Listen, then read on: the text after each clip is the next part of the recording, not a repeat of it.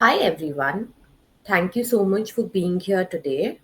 My name is Shruti Sharma. I'm currently working as a junior psychologist at Mindtribe. I truly believe that therapy is about making a difference, even if it's helping one person change one small behavior that makes their life a little lighter. I work with people who are dealing with depression, anxiety, and trauma related concerns. But more than labels, I like to focus on people, their stories, their struggles, and the small steps that help them move forward. And today we are diving into something that all of us have heard but maybe not fully understood, and that is trauma. Now, don't worry, this is not going to be a heavy clinical lecture. Think of it more like a conversation where we explore, question, and most importantly, make sense of trauma beyond just labels. Because labels are helpful sometimes, but they don't tell the whole story, right? So, before we begin, let's go over a few ground rules for our session. Let's try to keep the space respectful and supportive for everyone. If you like to share something, please use the hand raise button. That way, everyone gets their turn without interruptions. This is a safe space. Hurtful language, threats, or aggressive behavior won't be tolerated. For everyone's privacy, please do not record this session in any way. And you don't need to switch on your camera. We want you to feel comfortable, so being off camera is completely fine. So, here is what I want you to take away today from this workshop. First, a clear understanding of what trauma actually is and what it's not. Second, some language that helps you talk about your own experiences in a way that feels real and not overwhelming. Third, we'll also look at how trauma talk shows up online, memes, reels, all those buzzwords, and how to separate useful content from just noise. And finally, I'll just give you some gentle tools to process your story without pathologizing it. Because healing is not about fixing what's broken, it's about giving yourself a language and space to make sense of what happened. Now, before we jump in, just a gentle reminder this session includes some honest talk about trauma and mental health. If at any point something feels heavy, it's completely okay to take a pause, step out, breathe, drink some water, like whatever works for you. The idea here is not to push you into discomfort but give you space that feels safe enough to explore. Okay, so let's start with the quick question. When you hear the word trauma, what's the very first image, word, or feeling that pops into your mind? Don't overthink, just the first thing. Maybe it's a broken heart, maybe it's war, maybe it's an ex, maybe it's an Instagram reel you saw yesterday. So there is no right or wrong answer here. Let me give you some time and you think about it.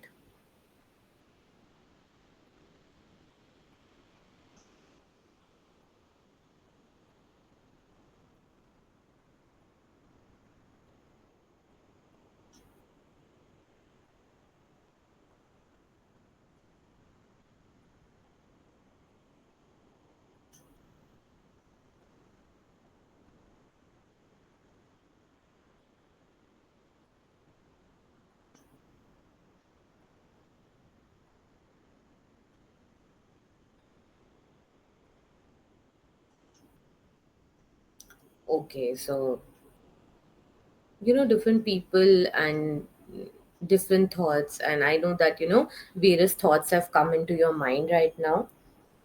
So I just wanted you to notice that what comes up automatically for you, because that tells us how society and our own experiences have shaped what we think trauma means.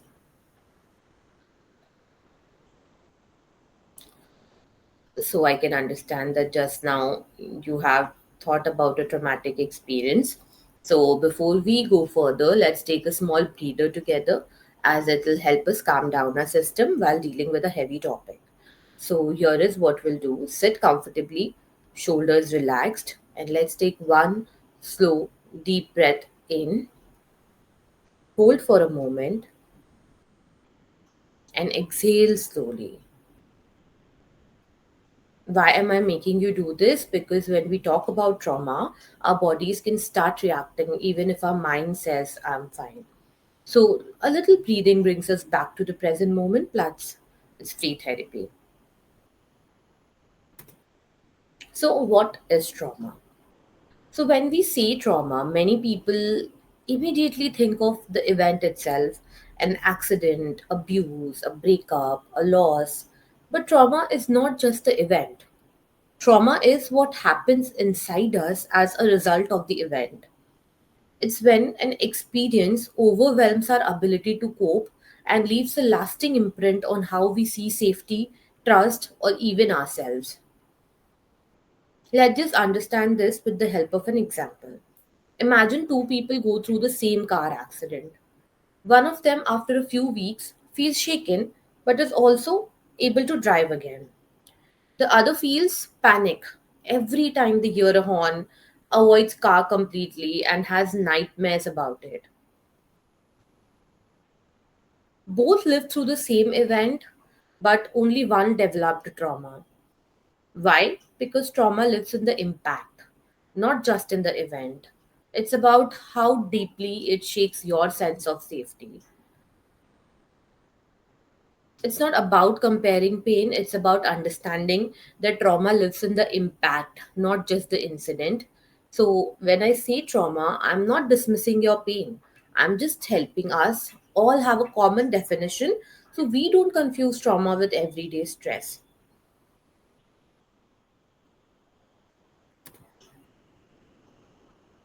Now, let's talk about distress versus discomfort versus trauma. So, first, we are going to talk about discomfort. Imagine you're stuck in a traffic jam on your way to an important meeting. You feel irritated and restless. That is discomfort. It is everyday stress. It's unpleasant but manageable. Now, imagine that you're so worried with the jam, you start sweating, your heart is racing, and you can't focus the whole day. That is distress. The emotion has begun affecting your functioning. So it's heavier than discomfort.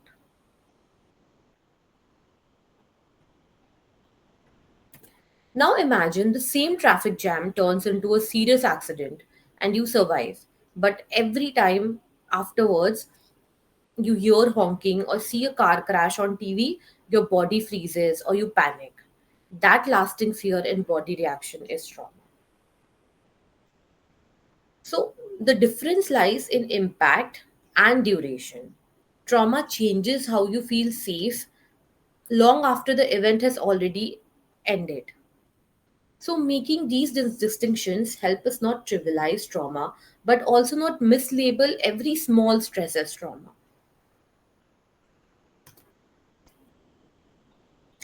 So, one big reminder again, whatever you feel is still completely valid. You cried over a text, valid. Got angry at a meme, valid. Or felt numb, totally valid.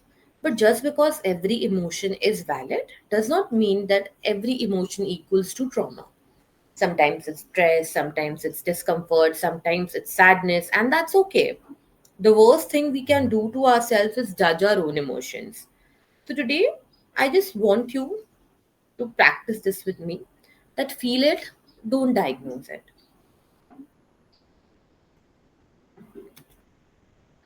Again, this is a heavy topic, so let's pause. I want you to notice your body right now. Maybe your shoulders are tight, maybe your jaw is clenched, maybe your mind is already racing. Take a deep breath with me, in through the nose,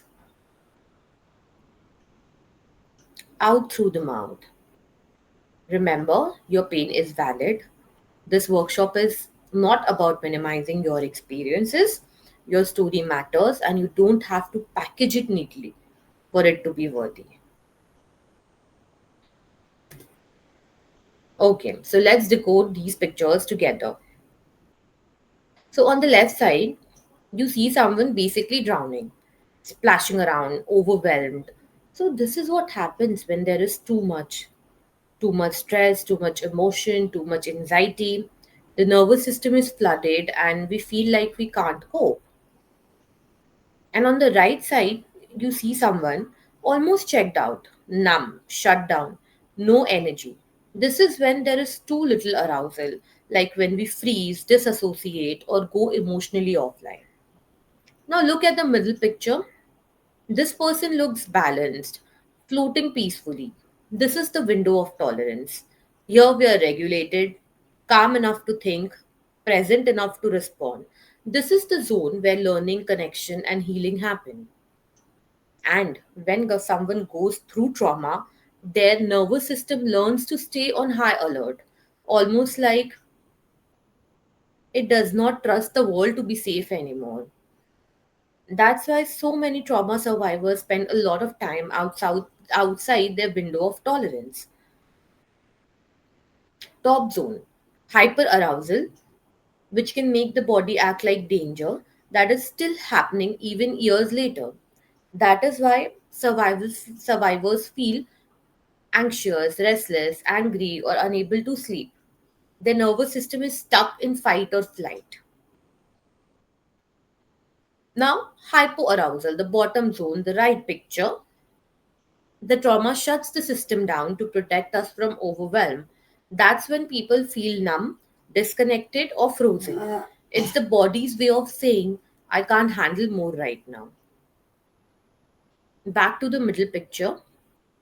So, trauma, it's not just about memories, it's about how our nervous system keeps reacting. And the middle picture means that healing is possible. It means slowly learning to come back into the window of tolerance and even expanding it so life feels safer and more manageable. Overuse of trauma terminology. So online we often hear words like I'm traumatized because my Uber was late or that test was so triggering. So here's the thing, overusing trauma language can blur real distress with everyday struggles. And while it's okay to use humor, it also risks trapping us into victim identity. Not every bad thing is trauma, and not every trauma needs to define you forever. So it's perfectly okay to say I feel hurt, disappointed, angry, without slapping the trauma label on it. Now let's talk about what social media gets wrong. First, it loves buzzwords. Words like healing and triggered get thrown around without context. Second, it oversimplifies complex issues into a single post or reel. But healing is not a one size fit all template, and not all all advice is good advice. So just because it's in pastel colors with calming fonts does not mean it's clinically sound. So while social media can be great for awareness, it shouldn't replace real understanding.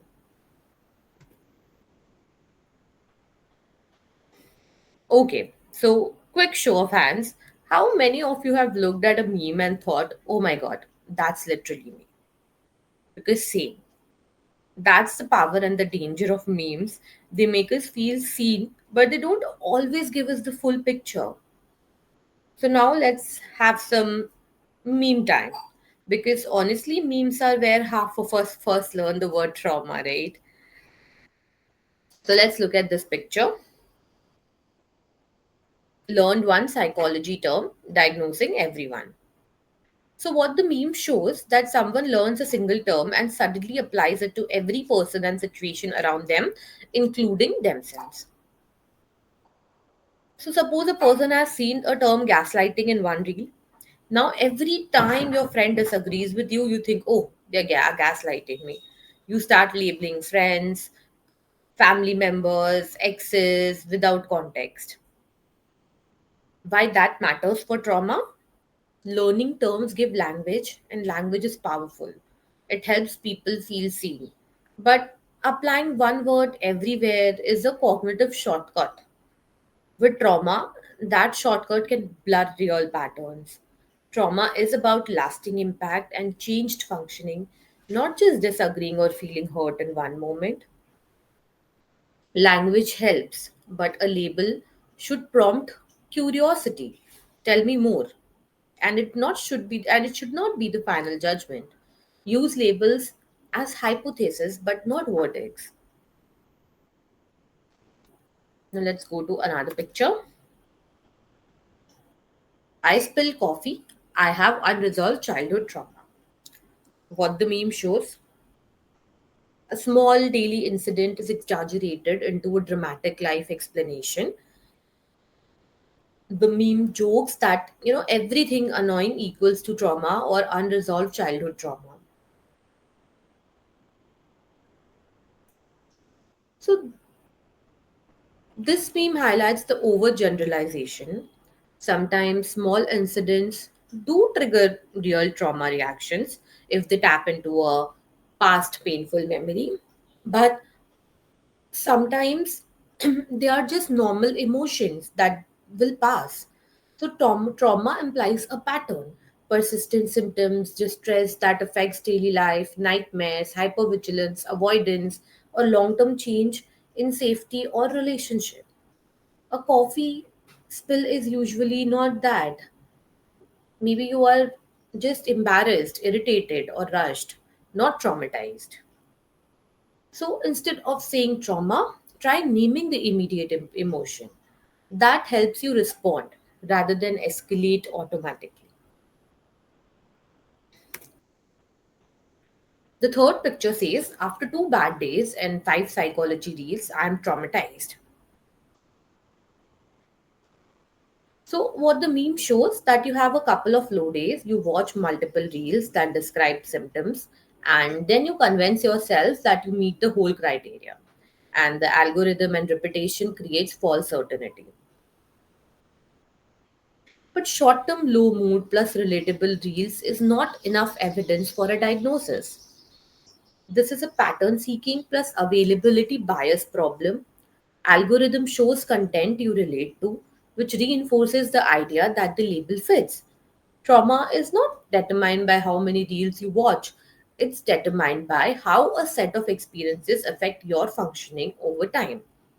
So, a quick diagnosis based on reels can increase anxiety and make people avoid helpful support. If something keeps happening over weeks or months and it affects your work, sleep, relationship, then pause and consider professional help. Until then, track patterns, maybe try journaling, do some yoga, rather than just jumping straight to a label. So, we can say that memes are great for validation and destigmatizing feelings. Keep them. But remember, memes are short form meaning, not full clinical assessment. Laugh, feel seen, and then ask, is this a pattern or a moment? If it's a pattern that affects daily life, that's when deeper help matters.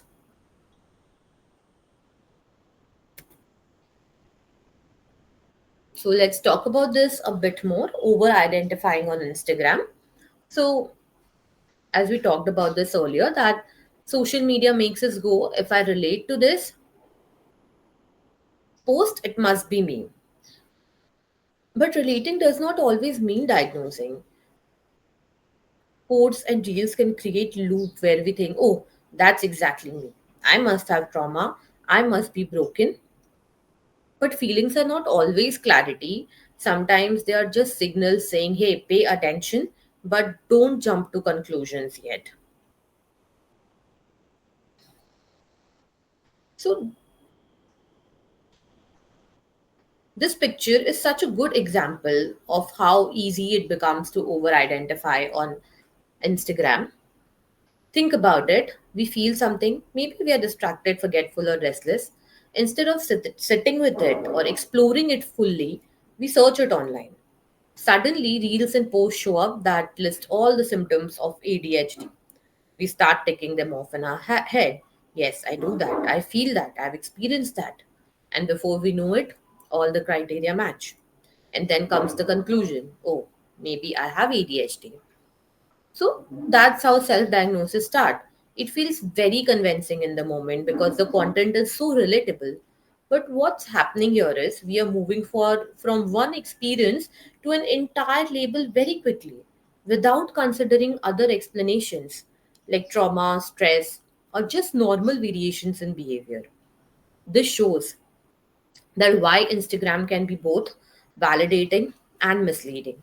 It gives language to our experiences, but it can also trap us in quick self diagnosis without depth, without context, and without professional guidance.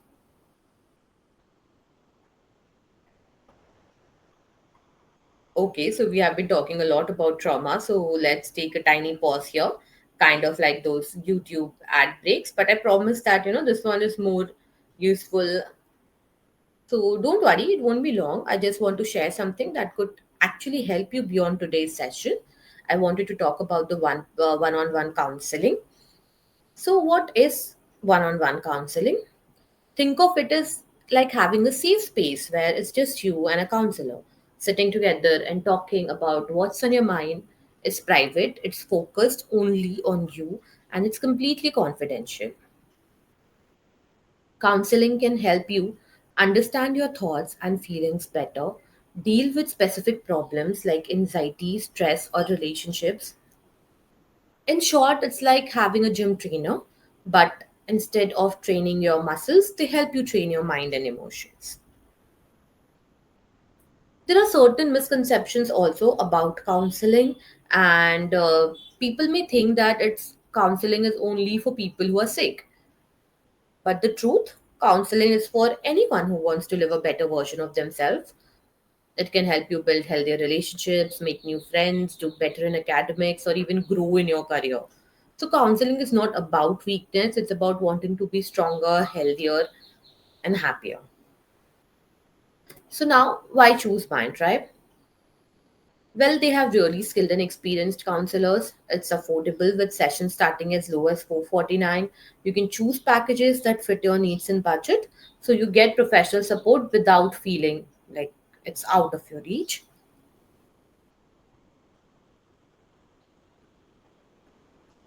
So if you have any questions, you can do check out the website of Mind Tribe, and we also have an Instagram page. So you can look into it and contact us for any information. Now let's move forward.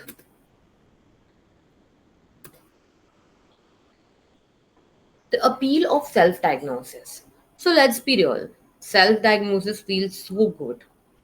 You scroll, find a post, and suddenly everything makes sense.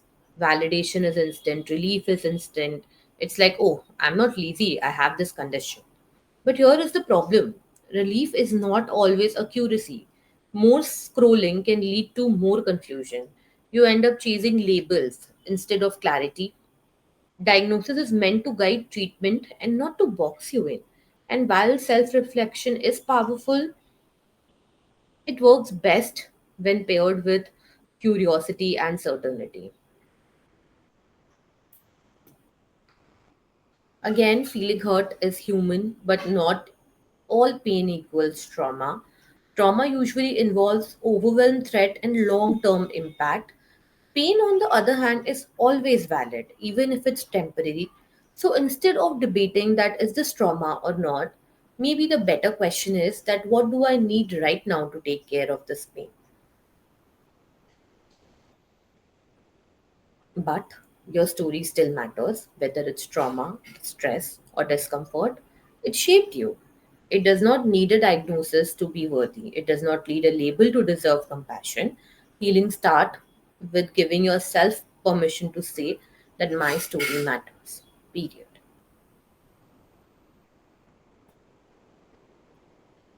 So growth does not happen in comfort zone. So, when we talk about trauma, the comfort zone often feels safe. It's familiar, predictable, and less overwhelming. For example, after a painful breakup, someone may avoid dating completely because it feels safer not to risk being hurt again. That becomes their comfort zone. But healing and growth usually ask us to step gently outside of that, maybe starting therapy, opening up to a trusted friend, or slowly trying something new. These steps aren't comfortable at first, they trigger vulnerability and fear. Think of it like the window of tolerance we discussed earlier. Trauma can shrink that window, making everything outside feels unsafe. Growth means carefully expanding it again, not by forcing ourselves into panic, but by taking small, supported steps outside the comfort zone. So, in trauma recovery, growth does not mean pushing ourselves recklessly. It means allowing ourselves to be gently uncomfortable in ways that stretch us, like learning to trust again, setting boundaries, or trying self compassion. That's where real healing begins. Trauma may have happened outside your control, but healing and growth happen when you choose to step one small step at a time beyond the comfort zone.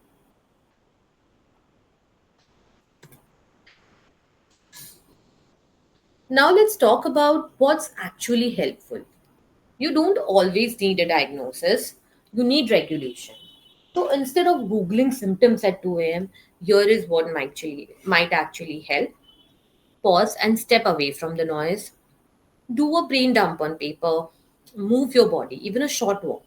Or pick one small action instead of 10 overwhelming ones. Remember, clarity comes when your nervous system is calmer, not when your brain is overloaded with thoughts. Acknowledge, accept, and act.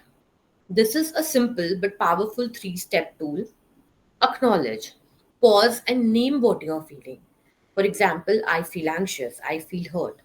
Accept that feeling without judgment. Okay, it makes sense, I feel this way. Then act.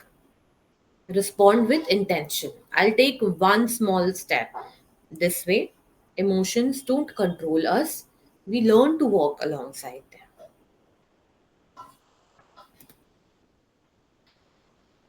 So, have you heard this phrase, name it to tame it? So, if I just say that I feel traumatized, it's vague. But if I say I feel disappointed and ashamed, suddenly it's clearer. So, the more specific you get, the easier it is to respond to yourself. That's why using tools like the feeling wheel is powerful. So, don't just say sad, angry, fine. Give yourself the full vocabulary. So here is a picture of the feeling wheel, and you can say that see that instead of a few emotions here, like trauma or sad, happy, angry, there are a lot of words that you can use. Moving forward, okay, so let's make this part a little fun. I'll read out a few unhealthy inner dialogues, and you have to reframe it with the help of the emotional wheel. Okay.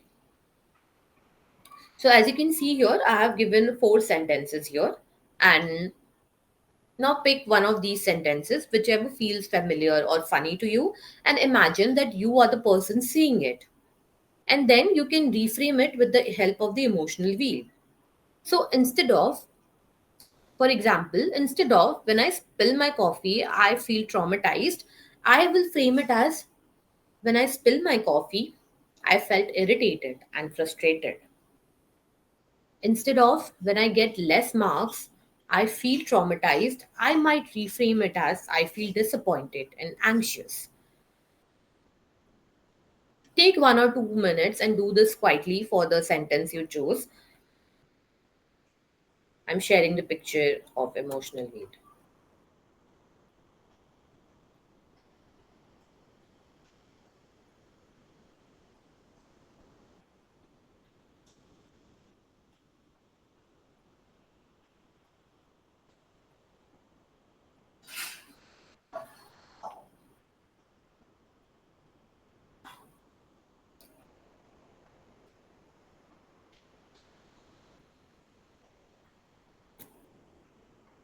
I hope that you were able to frame your sentences.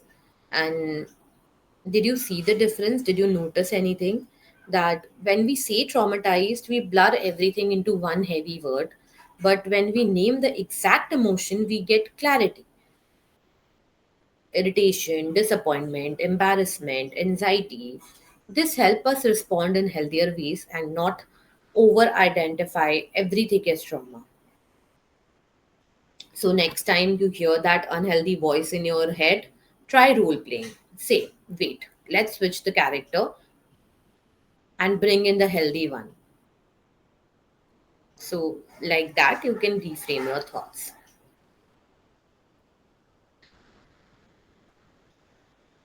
Choosing purpose over panic.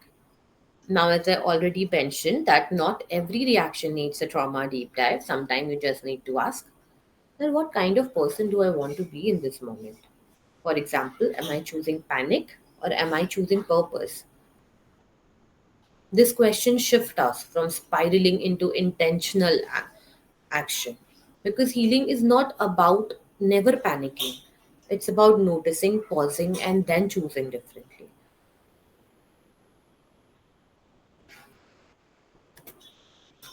So, I'm going to talk about two grounding techniques now that can really help you when emotions are flooding you because grounding pulls you back. So, two simple tricks: temperature shift. You can try to shift the temperature of your body by splashing cold water. You can hold an ice cube, you can sip warm tea. So it resets the nervous system. Posture shift. Plant your feet, press them into the floor, feel solid, small, practical, and you can do it anywhere. And no one even has to know.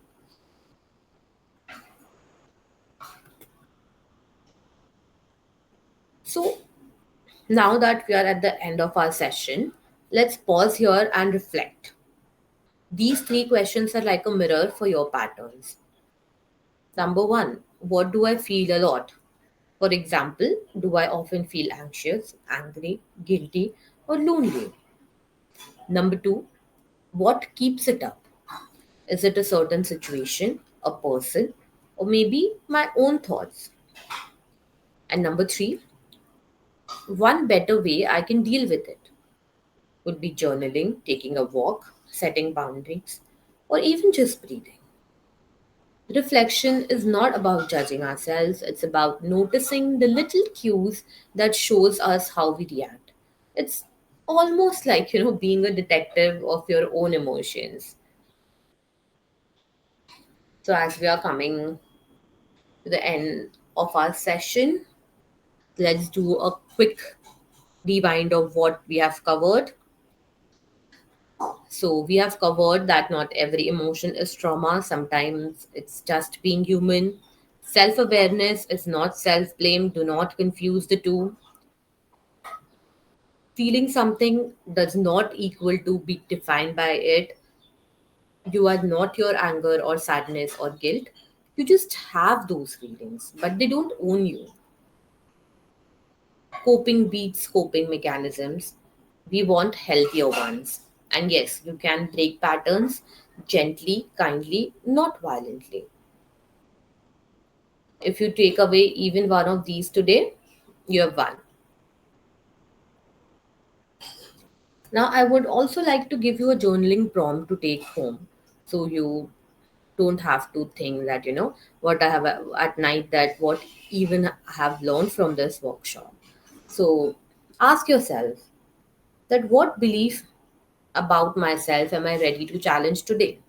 And how can I show up differently tomorrow?